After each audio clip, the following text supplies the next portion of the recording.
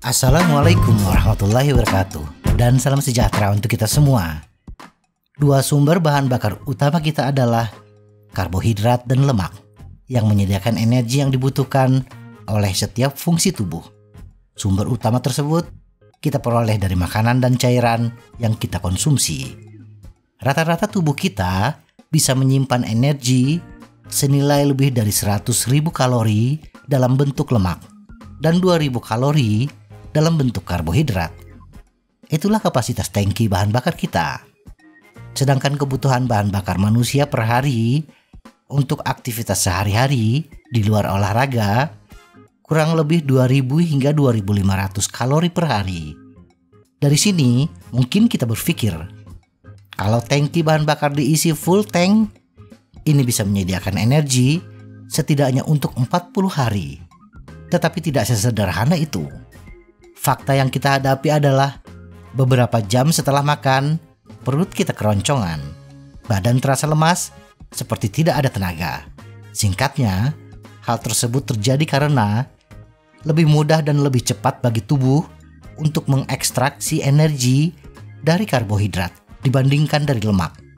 Nah, karena cadangan karbohidrat kita lebih sedikit, maka kita akan kekurangan energi bila tidak menerima asupan nutrisi lagi.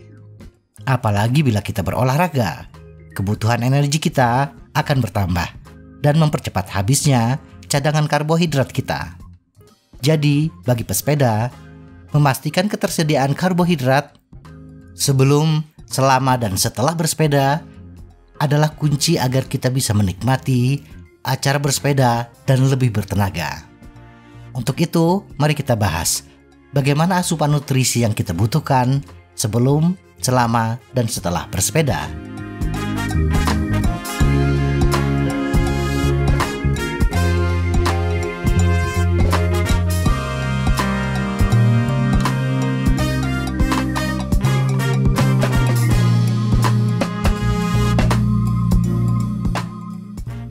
Proses terbentuknya glukosa. Sumber utama pembentuk energi tubuh adalah glukosa dalam darah atau dikenal gula darah. Setelah dikunyah dan ditelan, makanan akan dicerna dan diserap nutrisinya. Proses penyerapan nutrisi ini terjadi di usus halus dan mengirimkan nutrisi yang diperlukan tubuh, khususnya glukosa, ke dalam darah. Bila kadar glukosa darah sudah mencapai ambang batas, tubuh menyimpannya di otot dan hati kita dalam bentuk glikogen. Tetapi karena kapasitas penyimpanan karbohidrat dalam otot dan hati ini terbatas, sisanya disimpan dalam bentuk lemak. Sampainya makanan ke usus halus rata-rata membutuhkan waktu 4 hingga 8 jam. Tetapi untuk makanan yang termasuk karbohidrat sederhana seperti nasi putih, pasta, atau gula sederhana rata-rata membutuhkan 30 hingga 60 menit untuk sampai pada proses penyerapan nutrisi di usus halus. Kebutuhan energi. Glukosa digunakan tubuh sebagai sumber energi. Energi yang diperoleh dari glukosa hanya bisa bertahan sekitar 6 jam untuk aktivitas rutin, tidak sedang berolahraga atau melakukan kegiatan berat lainnya. Setelah glukosa habis, tubuh kita mulai merasakan lapar.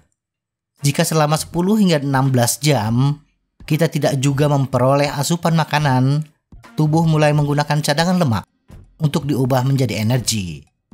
Tetapi bila kita makan 4 hingga 8 jam sebelum berolahraga, cadangan glukosa kita hanya bisa bertahan 60 hingga 90 menit bila kita berolahraga, termasuk bersepeda. Dari sini bisa kita maklumi kenapa kita masih bisa bersepeda di pagi hari walaupun tidak sarapan. Tetapi bila makan terakhir kita, makan malam, dilakukan pada pukul 20.00, maka ketika kita mulai bersepeda pukul 7 pagi, 11 jam setelah makan, lambung kita dalam keadaan kosong. Tetapi cadangan glukosa dalam darah masih penuh. Kosongnya lambung ini yang bagi sebagian orang membuat perut keroncongan dan menciptakan sensasi tidak bertenaga. Walaupun sebenarnya cadangan energi masih ada dan cukup untuk melakukan aktivitas sehari-hari. Makanan sebelum bersepeda. Bagi yang terbiasa pagi-pagi harus sarapan, maka sebelum bersepeda, jangan tinggalkan sarapan. Dan bagi yang terbiasa tanpa sarapan, tidak mengapa berangkat bersepeda tanpa sarapan. Tetapi bagi keduanya, bersepeda dengan sarapan atau tidak, harus memastikan 4 hingga 8 jam sebelum bersepeda, sudah makan dengan makanan yang biasa kita makan.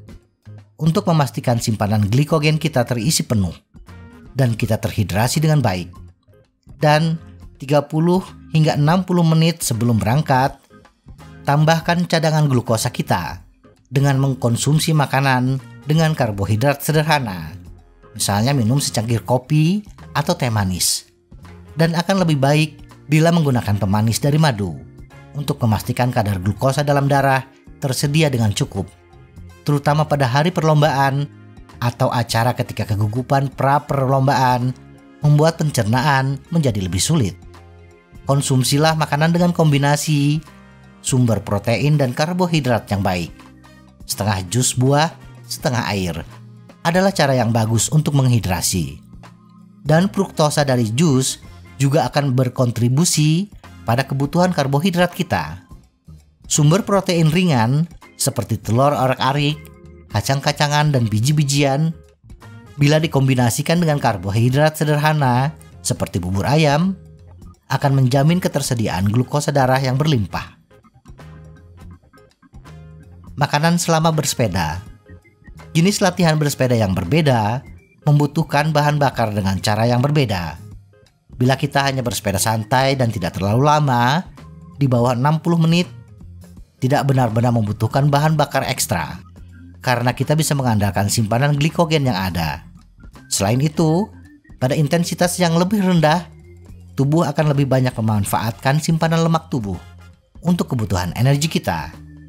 Untuk melatih tubuh membakar lemak dan mengurangi ketergantungannya pada energi dari karbohidrat, kita bisa bersepeda tanpa sarapan. Tetapi pastikan untuk mengisi bahan bakar dengan benar setelahnya untuk mencegah risiko kelelahan di kemudian hari. Bersepeda dengan intensitas tinggi, seperti bersepeda di tanjakan atau melakukan interval, tentunya kita membutuhkan energi yang lebih banyak. Untuk itu, pastikan kita makan 4 hingga 8 jam sebelum berlatih dengan kandungan karbohidrat yang tinggi, dan makan camilan karbohidrat 30 hingga 60 menit sebelumnya.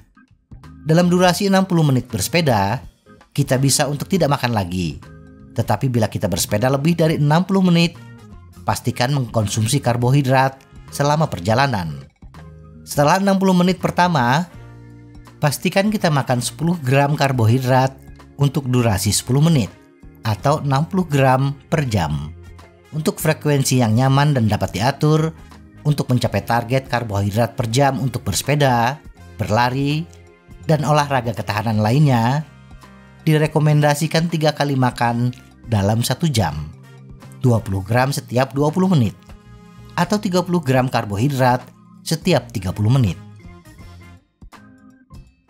Makanan setelah bersepeda. Setelah perjalanan bersepeda kita, apakah itu pendek dan mudah, sesi latihan yang berat, atau setelah balapan, prioritas pertama kita harus selalu pemulihan. 30 menit pertama setelah menyelesaikan latihan dikenal sebagai jendela pengisian ulang atau jendela glikogen. Selama waktu ini, tubuh kita siap untuk mengisi kembali simpanan glikogen kita dan mulai membangun kembali otot-otot kita yang telah rusak akibat latihan keras. Rasio emas adalah 3:1. 3 bagian karbohidrat dengan 1 bagian protein. Karbohidrat diperlukan untuk mengisi kembali simpanan energi dalam bentuk glikogen otot, dan protein diperlukan untuk membantu mengubah karbohidrat menjadi glukosa dan membangun serta memperbaiki serat otot yang rusak. Semoga informasi ini bermanfaat. Tetap sehat. Salam goes.